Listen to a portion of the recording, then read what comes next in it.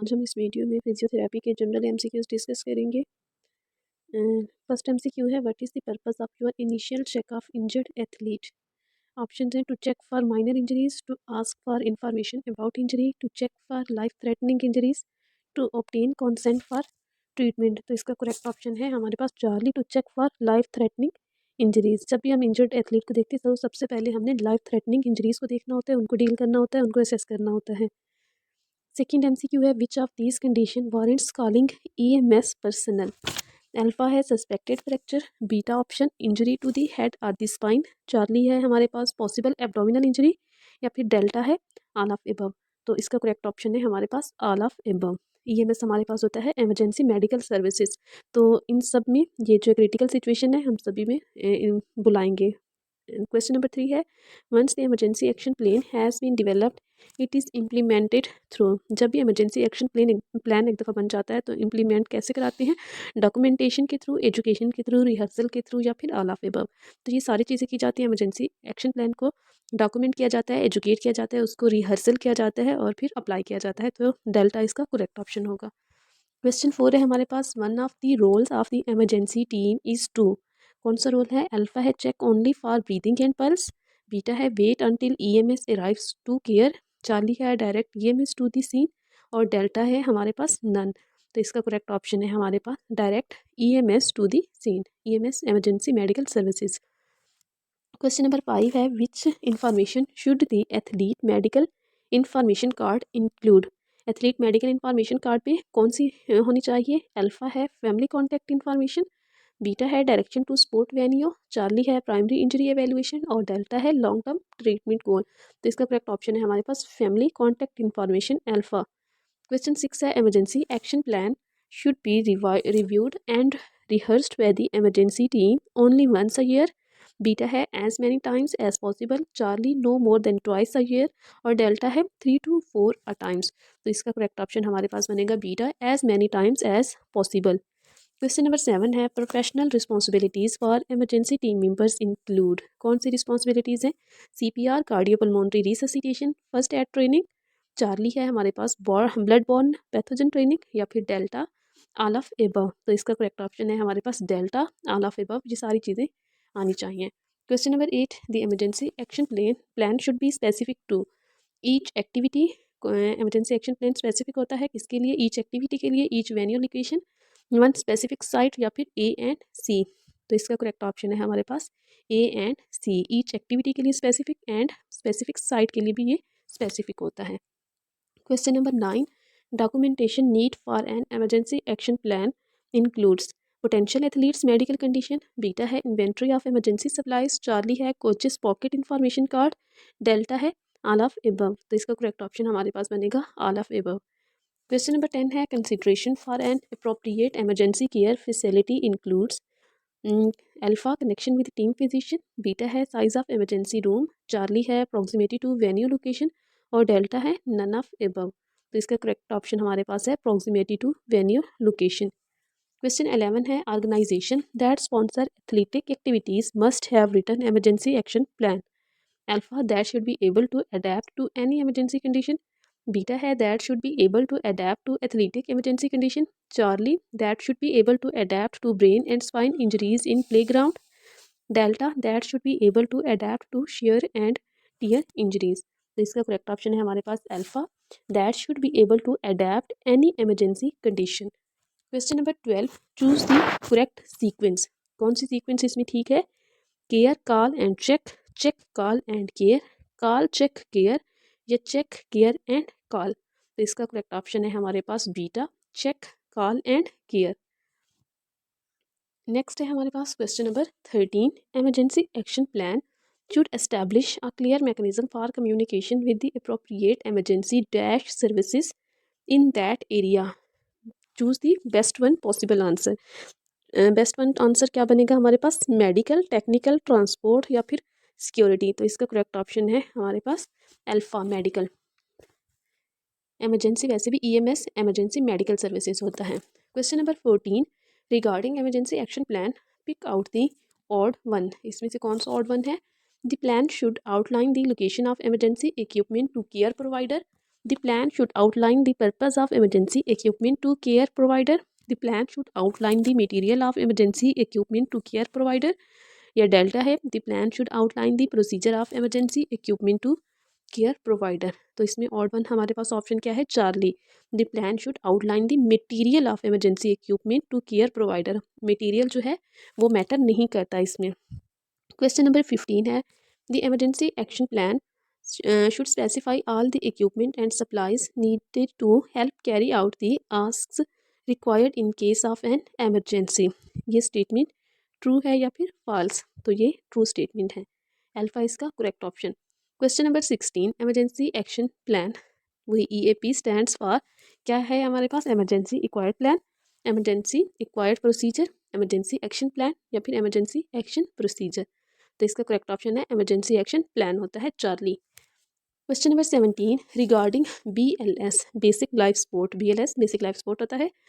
Pick the odd one, EMT, AED या फिर सप्लिंट है या फिर IVs हैं। तो इसका करेक्ट ऑप्शन है IVs। बाकी जो है emergency medical transport, automated external defibrillator, splint, ये सारे BLS से रिलेट करते हैं, लेकिन IVs जो है ये इरेलीवेंट है। Question number 18, regarding ALS pick the correct option. ALS को माइंड में रखते हुए ये एडवांस लाइफ सपोर्ट है, advance life support, use of medication, paramedics या फिर ऑल ऑफ एबव। तो इसका करेक्ट ऑप्शन हमारे पास बनेगा डेल्टा, ऑल ऑफ एबव। ये सारी चीज़ें कोरिलेट करती हैं एडवांस लाइफ सपोर्ट से। क्वेश्चन नंबर 19 है, emergency medical services response time should be considered when developing. Alpha है duties of athletic trainer, beta है ड्यूटीज़ ऑफ फिजिशियन, चार्ली है ड्यूटीज़ ऑफ टीम कोच और डेल्टा है transportation policy. तो इसका correct option है हमारे पास transportation policy, delta. Question 20, the care of emergency system includes all except, इसमें से कौन सा नहीं होगा इंक्लूड? अल्फा है calm and reassure the injured athletes, reassess and monitor are the vital signs, Charlie है कंट्रोल एनी ब्लीडिंग, डेल्टा है give proper direction to the injured site. तो इसका करेक्ट ऑप्शन है हमारे पास delta, give proper direction to the injured sites. Question number 21 है, the call of emergency system include the scene of safety, beta है examination of the scene area for evidence, Charlie है examination of athlete for fracture breathing bleeding and circulation या फिर delta है हमारे पास none. तो इसका correct option बनेगा delta, none of above, इसमें से कोई भी इंक्लूड नहीं होता। Question number 22, AED, AED stands for automated electrical defibrillator, automated external defibrillator, advanced electrical defibrillator या फिर एडवांस्ड एक्सटर्नल डिफिब्रिलेटर। तो इसका करेक्ट ऑप्शन है हमारे पास beta, automatic external defibrillator. Question 23 है, CPR, CPR stands for cardiopulmonary rescue, cardiopulmonary reversal, cardiopulmonary resuscitation या फिर कार्डियोपल्मोनरी रिवास्कुलराइजेशन। तो इसका करेक्ट ऑप्शन है cardiopulmonary resuscitation, Charlie. Question number 24, dash is defined as a person who has been train to provide emergency care before EMS arrives on the scene. उसे क्या कहते हैं? First responder, physician, coach या फिर athlete trainer. तो इसका correct option है हमारे पास अल्फा, फर्स्ट रिस्पॉन्डर होता है person who has been train to provide emergency care before EMS arrives. Question number 25 है, emergency action plans should not be developed by the organizational और institutional personal in consultation with local emergency medical service. True है या फिर false? तो ये हमारे पास false statement है, बीटा। क्वेश्चन 26 है, ECG for ventricular hypertrophy shows. ECG पे हमें क्या नज़र आएगा हाइपरट्रॉफी के लिए? अल्फा है एब्सेंट टी वेव, बीटा है इन्वर्टेड टी वेव, चार्ली है एलोंगेटेड टी वेव या फिर डेल्टा है सुपर इम्पोज्ड टी वेव। तो इसका करेक्ट ऑप्शन हमारे पास है inverted T wave. Inverted T wave हमें मिलती है जब भी वेंट्रिकुलर हाइपरट्रॉफी होगी। Question 27, long QT syndrome could be acquired और इनहेरिटेड। ये स्टेटमेंट ट्रू है या फॉल्स? तो ये क्या हो गया हमारे पास, लॉन्ग QT सिंड्रोम जो है एक्वायर्ड या इनहेरिटेड दोनों हो सकती हैं। ये हमारे पास ट्रू स्टेटमेंट है, alpha. Question 28, dash is a congenital cardiac abnormality in which the ventricle of the heart receive electrical stimulation from the accessory pathways from the atrium। किसमें होता है ये कि वो जो वेंट्रिकल्स होते हैं एसेसरी पाथवे से रिसीव करते हैं स्टिमुलेशन। अल्फा है लॉन्ग QT सिंड्रोम, बीटा है Wolff Parkinson White syndrome, Charlie है ब्रिगेंडा सिंड्रोम और डेल्टा है वेंट्रिकुलर डिस्प्लेजिया। तो इसका करेक्ट ऑप्शन है हमारे पास beta, Wolff Parkinson White syndrome. Question 29, all the asthmatic patients are at risk of having all the following symptom. Asthmatic patient में इनमें से कौन सी सिम्टम नहीं होगी? अल्फा है vasodilation of the vessels, beta है एक्सरवेशंस, चार्ली है शॉर्टनेस ऑफ ब्रेथ एसओबी, और डेल्टा है डिक्रीज एक्सपायरेटरी फ्लो। तो इसका करेक्ट ऑप्शन है हमारे पास alpha, vasodilation of the vessels, ये हमें नहीं मिलती, वेसल्स कंस्ट्रिक्ट होती हैं। क्वेश्चन 30 है regarding the Marfan syndrome. Marfan syndrome क्या है? ये वही हमारे पास होती है कार्टिलेजिनस सिंड्रोम है। Choose the best one option, इसमें क्या होगा? Ligamentous disorder, tendon disorder, connective tissue disorder या फिर मस्कुलर डिसऑर्डर। तो इसका करेक्ट ऑप्शन है हमारे पास connective tissue disorder. Marfan syndrome ये कनेक्टिव टिश्यू का डिसऑर्डर है। क्वेश्चन 31 है a period of cardiopulmonary resuscitation of 90 to 120 seconds precedes the use of an AED if resuscitation is started more than 10 minutes after the athlete collapse।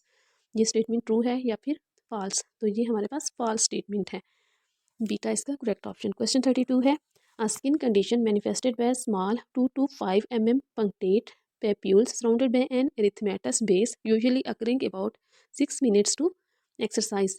Alpha है cholinergic ब्लास्टोमास, beta है cholinergic uricaemia, Charlie है cholinergic पेपिलिडिमा, और delta है cholinergic urticaria. तो इसका correct option है हमारे पास cholinergic urticaria. ये एक स्किन डिजीज़ होती है जो कि एक्सरसाइज से पहले होती है। Question 33 regarding the variant type exercise induced anaphylaxis pick the odd one.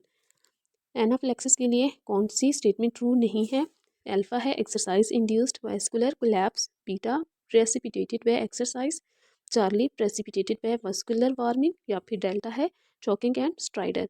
तो इसका करेक्ट ऑप्शन है हमारे पास Charlie precipitated by the vascular warming. Question 34 है common sign and symptoms of mononucleosis includes all. Mononucleosis में कौन सा साइन और सिम्टम हमें नहीं मिलता? अल्फा है सोर थ्रोट, बीटा है हेडेक, चार्ली एनलार्ज लिवर, या फिर डेल्टा है एनलार्ज स्प्लीन। तो इसका करेक्ट ऑप्शन है एनलार्ज लिवर, ये हमें नहीं मिलता। नेक्स्ट है 35 clinically diabetic ketoacidosis is most seen in type 2 diabetes. Ketoacidosis हमें टाइप 2 में मिलती है, ये स्टेटमेंट ट्रू है या फिर फॉल्स? 35 का क्या है? फॉल्स। कीटो एसिडोसिस हमेशा टाइप 1 में होती है। Question 36 short term side effects of oral or inhaled corticosteroids include all.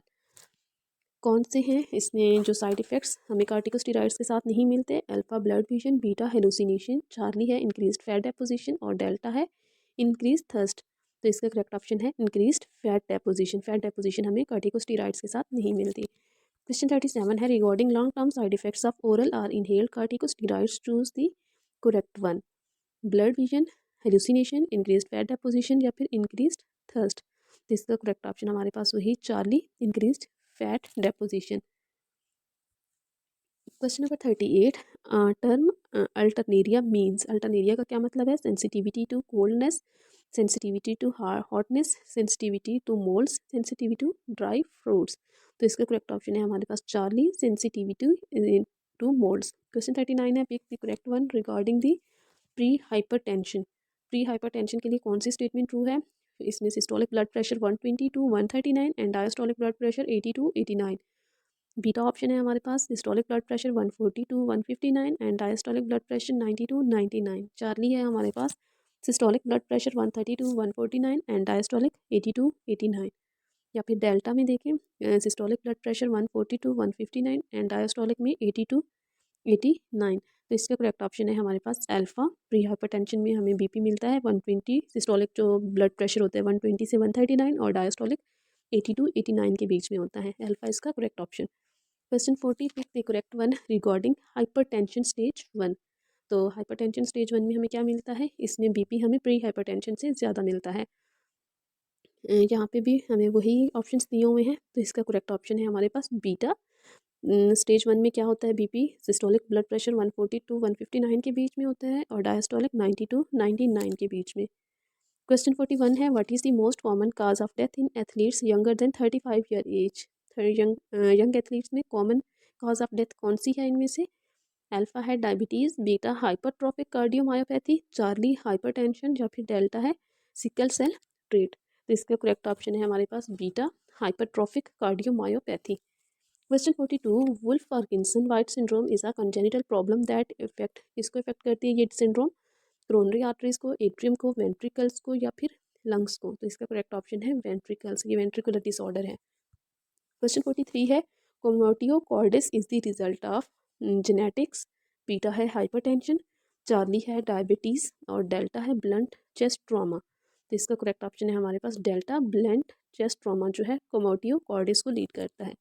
Question 44 Marfan syndrome is most often seen in what sports? Marfan syndrome किस स्पोर्ट में हमें मिलती है? वॉलीबॉल, बेसबॉल, स्विमिंग या फिर रेसलिंग? तो इसका करेक्ट ऑप्शन है हमारे पास alpha volleyball. Question 45 treatment of exercise induced anaphylaxis includes which of the following? Alpha है ऑक्सीजन एडमिनिस्ट्रेशन, बीटा है सबक्यूटेनियस एपिनेफ्रिन, चार्ली है आईवी फ्लूइड्स या फिर डेल्टा है आल? तो इसका करेक्ट ऑप्शन हमारे पास बनेगा आल, डेल्टा, क्योंकि एक्सरसाइज इंड्यूस में हम ये सारे ऑप्शन चूज़ करते हैं। Question 46 chronic inflammatory disease of airway is? Chronic inflammatory disease कौन सी है इनमें से? एस्थमा, ब्रोंकाइटिस, एक्सरसाइज इंड्यूस्ड एनाफ्लेक्सिस या फिर मोनोन्यूक्लियसिस? तो इसका करेक्ट ऑप्शन है एस्थमा। नेक्स्ट है हमारे पास क्वेश्चन 47। क्वेश्चन 47 में क्या है हमारे पास? The common symptoms of asthma include? Most common symptom कौन सी है एस्थमा में? Cough, shortness of breath, wheezing या फिर ऑल ऑफ द अबव? तो इसका करेक्ट ऑप्शन है डेल्टा। ये सारे सिम्टम्स हमें एस्थमेटिक पेशेंट में मिलते हैं। कफ भी होती है, शॉर्टनेस ऑफ ब्रेथ भी हो रही होती है, डिस्निया, वीजिंग साउंड भी होती है। Question 48 dyspnoea is? डिस्निया क्या है? High blood pressure, low blood sugar, side effect of mononucleosis या फिर डिफिकल्टी ब्रीदिंग? तो डिस्निया डिफिकल्टी इन ब्रीदिंग को ही कहते हैं या फिर इसे शॉर्टनेस ऑफ ब्रेथ भी कहते हैं। इसका करेक्ट ऑप्शन है डेल्टा। क्वेश्चन 49 है the biggest risk for athletes with diabetes is? कौन सा रिस्क है कोई भी एथलीट जिसको डायबिटीज़ है? हाइपरग्लाइसीमिया, हाइपोग्लाइसीमिया, डायबिटिक कोमा या फिर अनकॉन्शियसनेस? तो इसका करेक्ट ऑप्शन है हमारे पास बीटा, हाइपोग्लाइसीमिया।